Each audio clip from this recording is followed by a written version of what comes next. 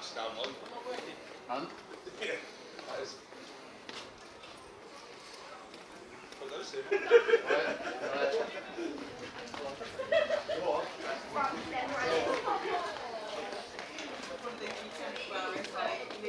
Oh, then right in there. Yeah. Playing, yes. Yeah.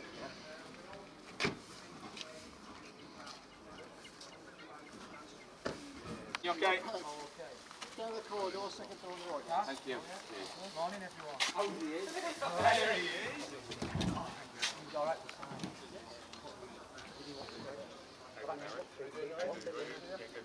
Hello. How are we doing? All right, thank you. Look here. No. Well, not seen. What, Ben? Hey! Yeah, all right, so, all right. Yeah, I'm all good. I'm all good. Thank you very much. Yeah, and you? Thank you very much. Yeah? Let me just check the Maisy. Morning. Down the corridor, second door on the right. Hey, Renaud! Morning, all right?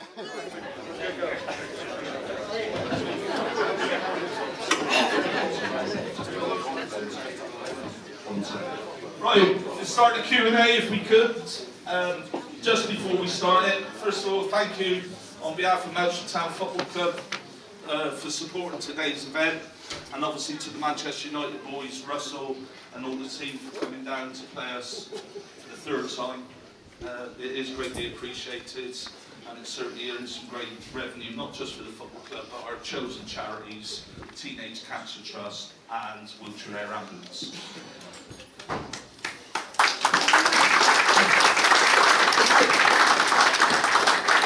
As you can see, we've got two lads, legends of the game, I would imagine. They probably are from Manchester United fans in Northern Ireland. In David May, who was obviously part of the squad that won the treble. Keith Gillespie, who played over 80 odd times for Northern Ireland and was obviously involved in the Andy Coe deal when Keith went to Newcastle for £7 million. Now, what we will do, and it'll be about half. Yeah, sorry, Andy Coe 6 million and Keith 1 million. Just so you are aware of it. Once you gambled it all away. So what we will do is, they've obviously got a mic here. I will obviously walk around the room. If there is people in there who'd like some questions, providing they're not personal, rude or anything, then I'm sure these two lads will certainly try to answer them. So, it's your floor, ladies and gentlemen. Get your hands up if you want to ask a question to these two legends from Manchester United. That's it. But they certainly earned their money there.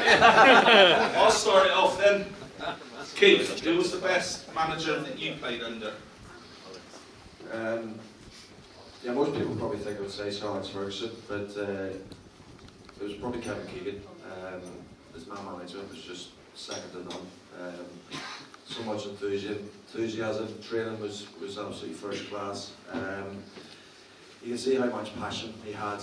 I think everybody will remember his rant that night at Leeds United when we beat Leeds. You know, everyone's nodding there, but nobody knows it was fucking me who scored the winner that night. But yeah, he was brilliant. I mean, I was very lucky to have big name managers, and obviously Sir Alex, Keegan, and I had Daglish, Woodhull, Graham Souness, some big names. But for me, Kevin Keegan was the best of the lot. And you, David? I only had three managers. Kenny at Blackburn, obviously Sir Alex at United, and then a little fat guy, similar to you.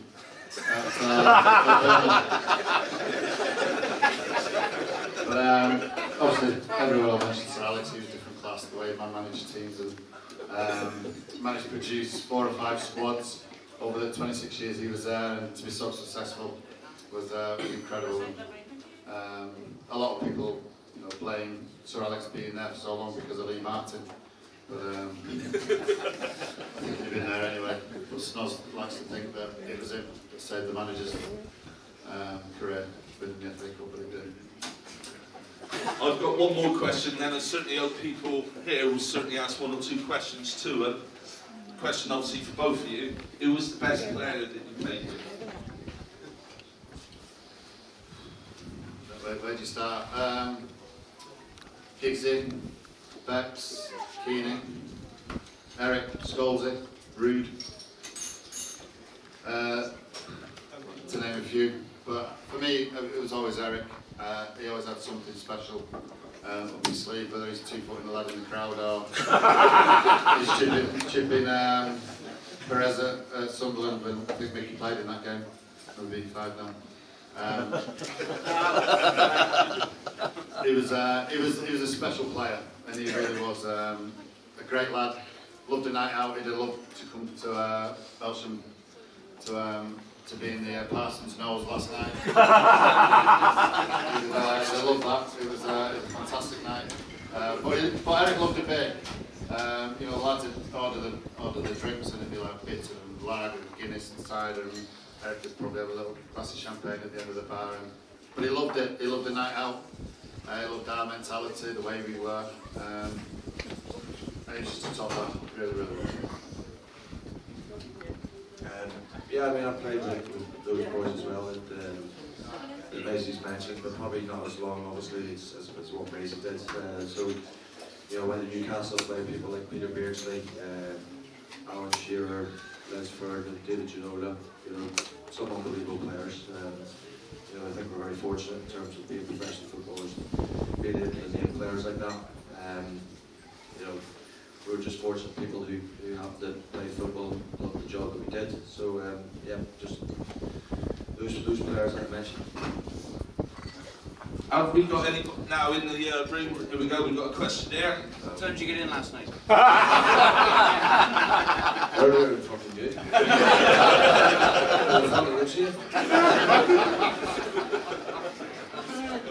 We actually picked Baz up on the way down. He was doing services. Saw this tramp bike looking guy, and he actually somebody actually asked him last night if he actually was a pikey. True story, Baz? Yeah. And he tried getting in my room about 1:30 with a pizza. So top diet, you can see there drinking the Thatchers. That's not mine. That's mine. Yeah. You need that for your breakfast. Anybody else got a couple of questions? Yeah, we've got one over the far sides.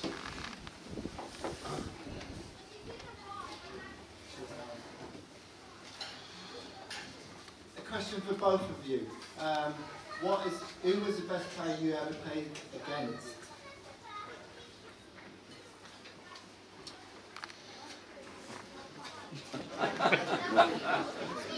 Again, I've been very lucky to play against a few players. Played against, I can't really call him Fat Ronaldo because I'm not a little bit timber myself, but played against Ronaldo in, Hot kettle. I played against Ronaldo, probably Zidane, I would have said, when he was at Juventus. Just couldn't get near him. You got tight, he'd drop off. Just took you into places where you didn't want to go. He's a sensational footballer. Keith? For me, it's probably Figo. I made a debut for Northern Ireland against Portugal. It was Figo was playing, and then happened to play against him again for Newcastle against Barcelona. Yeah, he was a sensational player. But you know, we played against so many great players over the years. You know, Ronaldo, you know, Maldini, players like that. But for me, probably the best was Figo. We did play against Maldini, didn't we, in Dubai once? We tried. Yeah. Is there any other questions? Yeah, one here. Yes. I've just started reading a book called True Genius, story about George Best. Do you boys were presumably too young to have played with George, but do you think that title fits him? I actually played with him in a testimonial back in 1994. Billy Bingham's testimonial against Newcastle, and he came on about 20 minutes to go. I don't think he remembers coming on. I remember Newcastle got a corner and he went to take it thinking it was ours. And I, as boys was a terrier. My nickname became Bestie throughout my sort of career, but I think that was for more what I did off the pitch than fucking on the pitch. But yeah, he was incredible. I mean, I was at George Best's testimonial as a 10-year-old at Windsor Park in the late 80s, and you know, the array of stars that was playing that night was absolutely incredible. You know, we're obviously proud of him. You know, obviously maybe from Northern Ireland having a player of that class. You know, and incredible to have that sort of surname, the best, because you know, I'm sure you probably think, like many, he was the best. And you know, he had his flaws, but you know, he was just like, you know, an absolute genius, as you say. I can only second what Keith has said. You've seen him many, many times probably. Sensational footballer, and as Keith said, probably one of the best footballers to ever play for Manchester United, and just an unbelievable player, really was. As you can see in front of you, Keith, Dave, you've obviously got 4 or 5 of the mascots here today. What kind of advice would you give to these young lads who are obviously trying to aspire to what you are as footballers, and obviously this table with the Hendry, Ben, Chris, Mickey, etc. What advice would you give these young lads as they start their football career? Stay out of the boogies.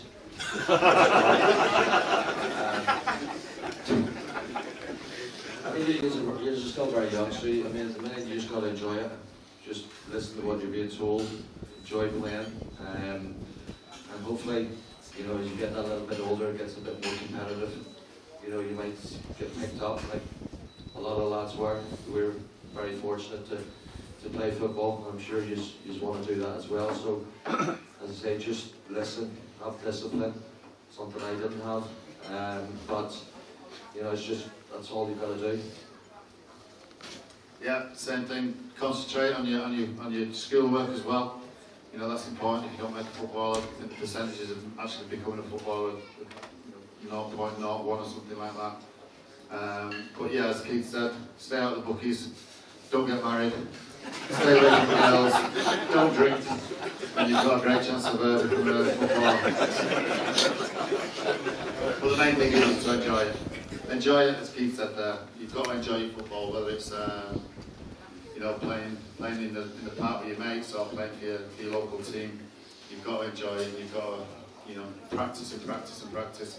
We all did it, you know, day in, day out, and it's important that you listen to your coaches as well, because they're the ones who oversee everything. They're the ones who are trying to guide you into becoming footballers. And I can honestly say that being a professional footballer is probably the best job you could ever think of. It's something that you do every day. You know, to say that, you know, you find a job you love, you never have to work a day in your life. And that's exactly what we did. There must be 2 or 3 more questions to ask. We've got a question over here. Hi. What's the most intimidating ground you've ever been? Back in 94, 95, it had been Galatasaray. Welcome to hell. There was, as soon as you got playing, there's 3,000 to 4,000 Turkish fans at the airport welcoming you to Turkey. And it was intimidating, but the good thing is you enjoy that intimidation. You know, same going to Leeds or Liverpool or something like that. The good thing about playing for Manchester United is that everybody hates you, wherever you go. So, as you'll see today, the lads will get stuck and get wide into you lot, and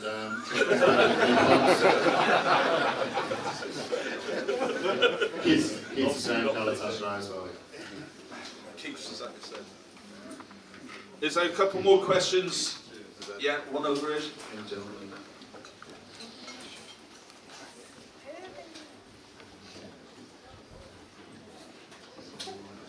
Just a couple of quick ones here, if I could slip them in. Number one, probably better for you, David. I don't know how involved Keith you are at United now.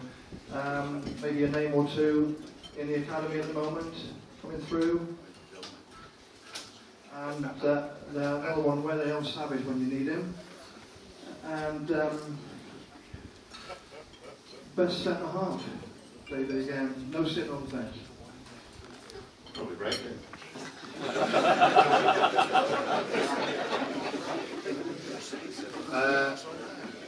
Obviously, you saw Elanga scoring the other day for United. Scored at Wolves last game of the season.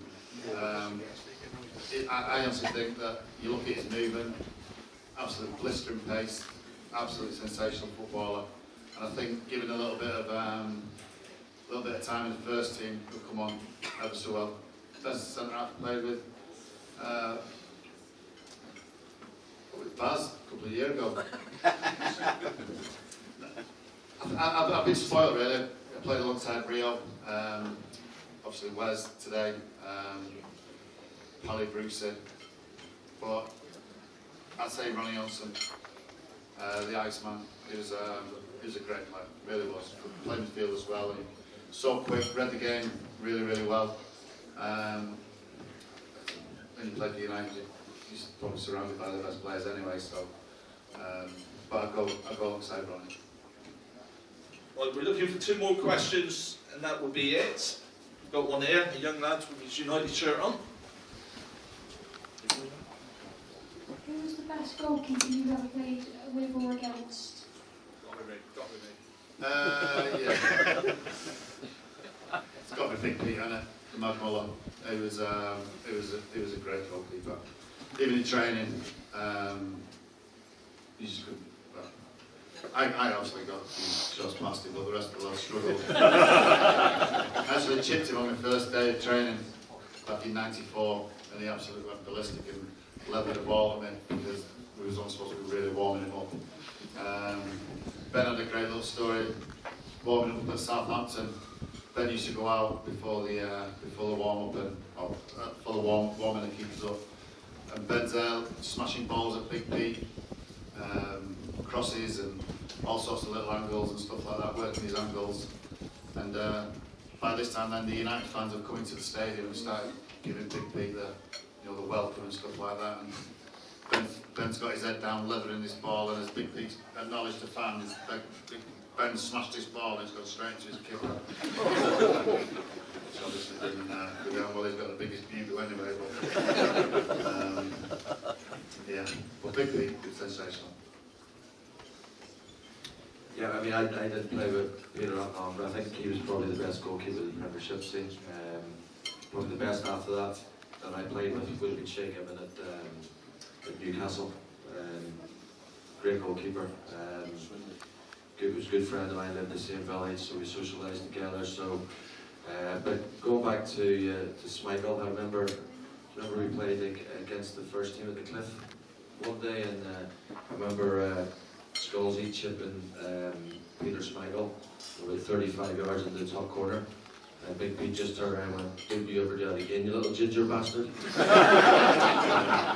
think we beat them that day 4-2, the sort of youth team. So yeah, but Big Pete was the best goalkeeper in the Premiership for me. And is there one more question that we'd like to ask, obviously, David and Keith, before just obviously let you know what else is going on today? Go on. Yeah, Crocs has got one. Thank you. Of the boys playing today, who do you work with the most in the current transfer market out of you lads? And why? And how much?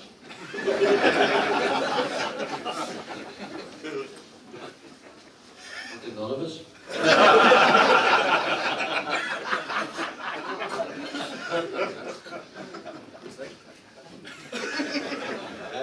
Webbo. I'd say I'd probably go with Wes Brown. You'll see today, he'll be smashing a few people for sure, don't worry about that. He loves to tackle, but fantastic player, great lad, loves being on these trips with the boys. You know, we love the sort of bonding that we have again. I don't know how much, it's very difficult to put in terms of the way the transfer market's gone. It's absolutely crazy, but you know, you'd be talking 50-60 million for a defender like Wes. Yeah, I'd go on with that, Wes. Yeah. Probably Ben would be up there if he hadn't been injured when he was got his injury as a kid. Keith went for $1 million, spent his $1 million in 3 months at the bookies. That was 1.25. Yeah. Probably about 30 million. The lads would probably average out, and Wes probably about 60. Some of the players some of the transfer fees now are ridiculous. But well, that's where the markets are, and just got to get on with it. Well, obviously on behalf of Melksham Town Football Club, like I said, we're hugely delighted to have obviously David and Keith doing this and all the players come in. If the United players could just sign a shirt, which is in the corner please, that we will look to auction off. After the game, there is some unbelievable auction prizes that we've got, which will go towards, like I said, the 2 charities, Teenage Cancer Trust and the Wiltshire Air Ambulance. And to you supporters, from what I've met over the last 3-4 years and everything, you won't find many more approachable people than these lads. If you want your photos or signing or autographs, they will do it. Don't continually pester them, but just by seeing them, they will look to try to do as many as they possibly can. And for people who've got glasses with drinks, please do not take them outside. If you want to take a beer outside watching the game, make sure it's in plastics. Enjoy the day, and thank you for supporting this today's event. Thank you very much.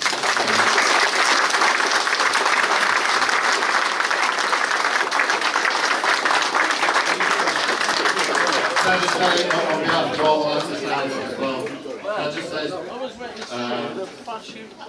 guys, we appreciate everything you've done for us. You know, it's our 3rd year coming down here, and you know, it's great that the season's going to start for you. We wish you all the very best, and as I say, many thanks for inviting us again.